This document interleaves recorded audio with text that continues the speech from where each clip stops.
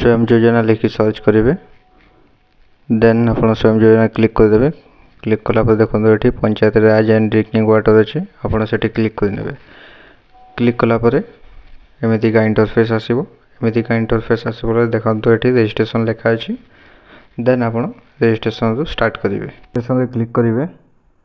Registration click कलापर पारी बरणी अंचल देखो ये ग्रामांचल आप क्लिक करेंगे। आपण पाखे ग्रामांचल और सहरांचल आसो। आपड़ जोटा भी सिलेक्ट करेंगे। ग्रामांचल थे ग्रामांचल सिलेक्ट करेंगे। सहरांचल थे सहरांचल सिलेक्ट करेंगे। तापर आप कौन करेंगे आप निजर जिला सिलेक्ट करेंगे। जिला सिलेक्ट कलापर निजर ब्लॉक सिलेक्ट करेंगे। ब्लॉक पर निजर ग्राम पंचायत सिलेक्ट करेंगे। देन आपणकर ग्राम सिलेक्ट करेंगे। तापर आपणकर जहाँ भी आपणकर पिनकोड अच्छे से पिनकोडटा देदेवे। आउ निजर नाम आधार जमी अच्छे आप सेमती फिलअप करेंगे। आपण पिता बा स्वामी को नाम ये फिल करेंगे।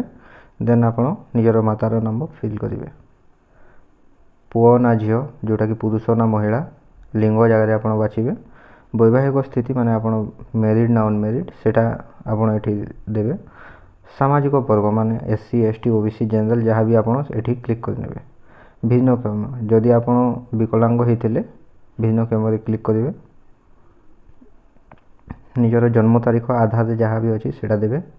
देन ये जन्म तारीख देदेला आपंकर ये बयस शो हो।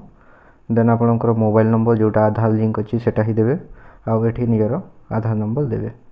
देलापर आपण पाखे गोटे उद्यम रजिस्ट्रेशन सर्टिफिकेट थी एमतीका। तो सेठी गोटे नंबर थी उद्यम होगी आपणकर नंबर थी। आपण कौन करेंगे से नंबरटा ये आप देवे। जोटी उद्यम रजिस्ट्रेशन लिखाई आप ये देवे। देन आप ये निजर ईमेल आईडी जोटा चलुची आपणकर सेटा ही देवे। एक्टिव जोटा अच्छे ये सब बरणी फिल कर सारापर आपण देखो ये सबमिट ऑप्शन अच्छी आप सबमिट रे क्लिक करने। ओके सबमिट रे क्लिक करने। क्लिक कलापर आपण को एमती आसो जोटा कि आपंकर मोबाइल रे गोटे OTP जीव। OTP ये फिल करेंगे। फिल कलापर आप वेरीफाई ऑप्शन रे क्लिक करेंगे। वेरीफाई ऑप्शन रे क्लिक कलापर आपण को एमतीका इंटरफेस आसो जोटि कि आपंकर एप्लिकेशन रजिस्टर सक्सेसफुल एमती आसो। सक्सेसफुल रजिस्टर आप जो ओके अच्छी आप ओके रे क्लिक करने। क्लिक कलापर आपंकर जोटा कि पंजीकरण हो ओनली रजिस्ट्रेशन हो। देन आप निजर आधार नंबर किंबा मोबाइल नंबर देकी आप ये लॉगिन ऑप्शन रे क्लिक करेंगे। देन लॉगिन रे क्लिक कलापर आपण गोटे OTP जीव। आपड़ ये OTP फिल करने। OTP फिल कर सारापर आप ये वेरीफाई रे क्लिक करदे। वेरीफाई रे क्लिक कर सारापर देन आपंकर पूरा डिटेल्स आसीज जोटा आप रजिस्ट्रेशन टाइम स्टार्टिंग रे जो डिटेल्स देते देखी ने से सब डिटेल्स ठीक अच्छे ना भूल अच्छे सब डिटेल्स चेक कर सारापर आपण तल को स्क्रॉल करेंगे। तल को स्क्रॉल कलापर देखंतु आवेदन फॉर्म अच्छे व्यावसायिक प्रतिष्ठान आपणकर गोटे थी नुआ करी आप करूँ ना आगु आप करूँ तो आप जदि नुआ करी करुवे तो नुआरटा सिलेक्ट करेंगे। और जदि आप आगु करुले बिजनेस तो सेटा सिलेक्ट करने। आपणकर कोटा वर्ग माने आप कौन करती तो से हिसाब से आप निजर सिलेक्ट करने। देन आप व्यवसाय से जो सेवा दौरान कौ बेसीस दौरान मैंने कौ जिनसर दिहूँ देखो जमी ये सर्विस दिखाई आउ मोबाइल रिपेयरिंग एंड सर्विस आउ ये व्यवसाय पूर्णांग बरणी माने आप कौन करुँच मनकर आप गैरेज कर गैरेज जो कम मान कराए से गुड़ाक ये आप डिटेल्स देवे। ऑटो पार्ट्स बिक्री हुए कि जहाँ भी आप जानते निज बिजनेस आकार ये फिल करेंगे। ओके तापर कौन आपंकर बैंक विवरण देवे। आपण पाखे बैंक खाता रखिथे आउ कौन मेन जिनिस कि आपणकर लोकेशन वाइज गोटे बैंक थाए सेटा इम्पोर्टेंट जिनिस। कारण आपणकर लोकेशन रे जो बैंक थी आप से बैंक रू ही लोनटा पाइपर।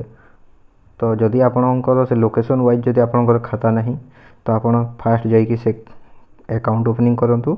अकाउंट ओपनिंग कलापर ही आप करेंगे। देखो ओनली लोकेशन अच्छे से ओनली दुईटा बैंक अच्छे देखो यहाँ गोटे कोऑपरेटिव बैंक अच्छे आ गोटे यूनियन बैंक ऑफ इंडिया अच्छे। तो ये दुईटा बैंक रे ही आम एरिया लोक करेंगे। ଆଉ ଅଲଗା ବ୍ୟାଙ୍କ ଖାତା ଥିଲେ ମଧ୍ୟ ସେମାନେ ଆପ୍ଲାଏ କରିପାରିବେ ନାହିଁ। ଏଇଟା ହେଲା ମେନ୍ ଜିନିଷ। ତ ସେ ଯଦି ଆପଣଙ୍କ ପାଖରେ ନଥିବ ତ ଆପଣ ଆକାଉଣ୍ଟ ଖୋଲନ୍ତୁ ଫାଷ୍ଟ, ଦେନ୍ ଆପଣ ଆରାମରେ ଆପ୍ଲାଏ କରିପାରିବେ। IFSC code, bank account number, ଏଠି ବି ଆପଣ ସେ ଶାଖା ବାଛିବେ ଆଉ IFSC କୋଡ଼ ବାଛି ସାରିଲା ପରେ ଆପଣ ସେଭ୍ ଆଉ ନେକ୍ସଟରେ ଆପଣ କ୍ଲିକ୍ କରିଦେବେ। ଓକେ, କ୍ଲିକ୍ କଲା ପରେ ଦେଖନ୍ତୁ ଆପଣଙ୍କର ଡକୁମେଣ୍ଟ, ଆପଣଙ୍କର କ'ଣ କ'ଣ ଡକୁମେଣ୍ଟ ମୁଁ ଆପଣଙ୍କୁ ଷ୍ଟାର୍ଟିଂରୁ କହିଦେଇଛି କି କେଉଁ ଡକୁମେଣ୍ଟ ଆପଣଙ୍କୁ ଦରକାର। ତ ସେ ଡକୁମେଣ୍ଟ ୱାଇଜ୍ ଆପଣ ଏଠି ଆଉ ଯାହା ବି ଡକୁମେଣ୍ଟ ସ୍କାନ୍ କରିବେ 200 KBରୁ କମ୍ ଥିବା କଥା। 200 KBରୁ ଅଧିକା ହେଲେ ଏଠି ନେବେ ମାନେ ଆକ୍ସେପ୍ଟ କରିବନି। ଆଉ JPG, PNG এই ହିସାବରେ ହିଁ ଆପଣଙ୍କର ମାନେ ଏଇ ଫର୍ମାଟ୍ର ହିଁ ଆପଣ ସିଲେକ୍ଟ କରିପାରିବେ। ଆପଣ ଚାହିଁଲେ ଏଠି PDF ବି ଆପଣ ଦେଇପାରିବେ, କିଛି ଅସୁବିଧା ନାହିଁ। PDF ଫର୍ମାଟ୍ ବି ଆକ୍ସେପ୍ଟେବୁଲ୍ ଅଛି। ଓକେ, ତ ଆପଣ ପାସପୋର୍ଟ ସାଇଜ୍ ଫଟୋ ଜାଗାରେ ଫଟୋ ଦେଇଦେବେ ନିଜର, ଦେନ୍ ଆଧାର କାର୍ଡ଼ ଆପଣଙ୍କର ଦେବେ। ବୟସ ପ୍ରମାଣପତ୍ର ଆପଣ ଯେଉଁଟା ବି ଦେଲେ ଚଳିବ, ଆଧାର କାର୍ଡ଼ ଦେଲେ ବି ଚଳିବ, ଭୋଟର ID, ପ୍ୟାନ୍ କାର୍ଡ଼, 10ମ ବୋର୍ଡ଼ ସାର୍ଟିଫିକେଟ୍, ଜନ୍ମ ପ୍ରମାଣ, ଏ ଭିତରୁ ଯେଉଁଟା ଗୋଟେ ଦେଲେ ବି ଚଳିବ। ତ ଆପଣଙ୍କ ପାଖରେ ଆଧାର ଆଭେଲେବୁଲ୍ ଅଛି, ଆପଣ ଆଧାର ଦେଇଦେବେ। ଏସବୁ ଦେଲା ପରେ ଦେଖନ୍ତୁ ବାସସ୍ଥାନ ପ୍ରମାଣପତ୍ର। ତ ଯଦି ଦେଖନ୍ତୁ ବାସସ୍ଥାନ ପ୍ରମାଣପତ୍ର ଯେଉଁଟା ଅଛି ଆପଣ ଏଠି ବି ଆଧାର କାର୍ଡ଼ ଦେଇଦେଲେ ଚଳିବ, ନହେଲେ ଆପଣ resident certificate, voter ID, driving licence, ବିଦ୍ୟୁତ ବିଲ୍, ରେସନ୍ କାର୍ଡ଼, ଏ ଭିତରୁ ଯେଉଁଟା ବି ଦେଇପାରିବେ। ଦେନ୍ ଆପଣଙ୍କର ଆୟ ପ୍ରମାଣପତ୍ର। ତ ଆୟ ପ୍ରମାଣପତ୍ର ପାଇଁ ଆପଣଙ୍କୁ ଇନକମ୍ ସାର୍ଟିଫିକେଟ୍ ବନେଇବାକୁ ପଡ଼ିବ। ଯଦି ଆପଣ ଇନକମ୍ ସାର୍ଟିଫିକେଟ୍ ଆପଣଙ୍କ ପାଖରେ ଯଦି ନାହିଁ ତ ଆପଣଙ୍କ ରାସନ୍ କାର୍ଡ଼ ୱାଇଜ୍ ଗୋଟେ ଥିବ ଆପଣଙ୍କର BSKY, ବିଜୁ ସ୍ୱାସ୍ଥ୍ୟ କାର୍ଡ଼ କିମ୍ବା କାଳିଆ କାର୍ଡ଼ ଥିବ। ତ ଆପଣ ସେ ଜାଗାରେ ବିଜୁ ସ୍ୱାସ୍ଥ୍ୟ କାର୍ଡ଼ ଦେଲେ ମଧ୍ୟ ଆପଣଙ୍କ ପାଖରେ ଚଳିବ। ସମସ୍ତଙ୍କ ପାଖରେ ବିଜୁ ସ୍ୱାସ୍ଥ୍ୟ କାର୍ଡ଼ ଥାଏ, ତ ଆପଣ ବିଜୁ ସ୍ୱାସ୍ଥ୍ୟ କାର୍ଡ଼ ଦେବେ। ଜାତି ପ୍ରମାଣପତ୍ର ଆପଣଙ୍କର SC, ST, OBC ଯାହା ଆପଣଙ୍କର ଥିବ ସେ ହିସାବରେ ଆପଣ ନିଜର ଜାତି ପ୍ରମାଣପତ୍ର ଦେବେ। ଓକେ, ଜାତି ପ୍ରମାଣପତ୍ର ଦେଲା ପରେ ଆପଣଙ୍କର ଉଦ୍ୟମ ରେଜିଷ୍ଟ୍ରେସନ୍ ସାର୍ଟିଫିକେଟ୍, ମାନେ ଆପଣ ଯେଉଁ ମୁଁ ଷ୍ଟାର୍ଟିଂରେ ଦେଖେଇଥିଲି ସେ ସାର୍ଟିଫିକେଟ୍ଟା ଆପଣ ଏଠି ଆପଣ ଦେବେ ସ୍କାନ୍ କରିକି। ଏସବୁ ଜିନିଷ ଆପଣ ଦେଇ ସାରିଲା ପରେ ଆପଣ ସେଭ୍ ଆଉ ନେକ୍ସଟରେ କ୍ଲିକ୍ କରିବେ। କ୍ଲିକ୍ କଲା ପରେ ଦେଖନ୍ତୁ ଯାହା ଆପଣ ଫିଲ୍ କରିଛନ୍ତି ସେ ହିସାବରେ ପଳେଇ ଆସିବ। ଯାହା କିଛି ବି ଡିଟେଲ୍ସ ଚେକ୍ କରିନେବେ, ଠିକ୍ ଅଛି ନା ଭୁଲ ଅଛି। ଯଦି ଠିକ୍ ନାହିଁ ଦେନ୍ ଆପଣ ବ୍ୟାକ୍ କରିନେବେ ଆଉ ପୁଣି ଥରେ ଏଡ଼ିଟ୍ ବି କରିପାରିବେ। ଓକେ, ଟୋଟାଲ୍ ଜିନିଷ ଆପଣ ଦେଖିଲା ପରେ ଦେଖନ୍ତୁ ଆପଣଙ୍କର ଯାହା ବି ଡକୁମେଣ୍ଟ ଆପଣମାନେ ଅପଲୋଡ଼ କରିଛନ୍ତି ଆପଣ ଏଠି କ୍ଲିକ୍ କରିବେ ଦେଖିବେ, କ୍ଲିକ୍ କରିବେ ଦେଖିବେ କି ଆକ୍ଚୁଆଲି ଦେଖନ୍ତୁ ଏଠି ମନେକର ଆଧାର କାର୍ଡ଼ ଅଛି, ଦେଖିବେ ଆପଣଙ୍କର ଆଧାର କାର୍ଡ଼ ଦିଆହେଇଛି ନା ନାହିଁ। ବୟସ ପ୍ରମାଣପତ୍ରରେ ଆପଣ ଆଧାର କାର୍ଡ଼ ଦେଇଥିଲେ ତ ଏଠି ବି ଥରେ ଚେକ୍ କରିଦେବେ ଆଧାର କାର୍ଡ଼ ଦିଆହେଇଛି କି ନାହିଁ। ତ ଏମିତି ସବୁ ଜିନିଷ ଆପଣ ଚେକ୍ କରିଦେବେ କି ଦିଆହେଇଛି କି ନାହିଁ। ଆଉ ଏଠି ଯଦି ଜାଣିବେ ସବୁ କିଛି ଠିକ୍ ଅଛି ଦେନ୍ ଆପଣ ଆଗକୁ ବଢ଼ିବେ। ଆଗକୁ ବଢ଼ିଲା ପରେ ଦେଖନ୍ତୁ এই ଜାଗାରେ ଆପଣ ଟିକ୍ ମାରିଦେବେ। ଟିକ୍ ମାରିଲା ପରେ ଆପଣଙ୍କୁ ସବମିଟ୍ କରିବାକୁ ପଡ଼ିବ। ସବମିଟ୍ କରିବା ଆଗରୁ ଆପଣ ଥରେ ଦେଖିନେବେ କି ଆପଣଙ୍କର ଯେଉଁ ବି ଡିଟେଲ୍ସ ଆପଣ ଫିଲ୍ କରିଛନ୍ତି ସେ ସବୁ ଡିଟେଲ୍ସ ଠିକ୍ ଅଛି ନା ନାହିଁ। ସେ ସବୁ ଡିଟେଲ୍ସ ଯଦି ଠିକ୍ ଅଛି ଦେନ୍ ଏଠି ଟିକ୍ ମାରି ସାରିଲା ପରେ ଆପଣ ସବମିଟ୍ କରିନେବେ। ଓକେ, ସବମିଟ୍ କଲା ପରେ ଦେଖନ୍ତୁ ଆପଣଙ୍କର ସ୍ୱୟଂ ଯୋଜନା ଯେଉଁଟା ଆପ୍ଲାଏ କରାହେଇଥିଲା ସେଇଟା ସକ୍ସେସ୍ ହେଇଯାଇଛି। ଓକେ, ତ ଆପଣଙ୍କର ଗୋଟେ ରେଫରେନ୍ସ ID ବାହାରିବ। ଓକେ, ସେ ରେଫରେନ୍ସ ଆଇଡ଼ିକୁ ଆପଣ ନୋଟ୍ ଡାଉନ୍ କରି ରଖିନିଅନ୍ତୁ, ଯେଉଁଟାକି ଆପଣଙ୍କର ଫ୍ୟୁଚର୍ରେ କାମ ଆସିବ। ଆପଣ ପରେ ଆପଣ ଚେକ୍ କରିପାରିବେ କି ଆପଣଙ୍କର ଫର୍ମ କେତେ ଦୂର ପର୍ଯ୍ୟନ୍ତ ଭେରିଫାଏ ହେଇଛି ନା ନାହିଁ, କେଉଁଠୁ କେଉଁ ଜାଗାକୁ ଫରୱାର୍ଡ଼ ହେଇଛି, ସେସବୁ ବିଷୟରେ ଆପଣମାନେ ଜାଣିପାରିବେ।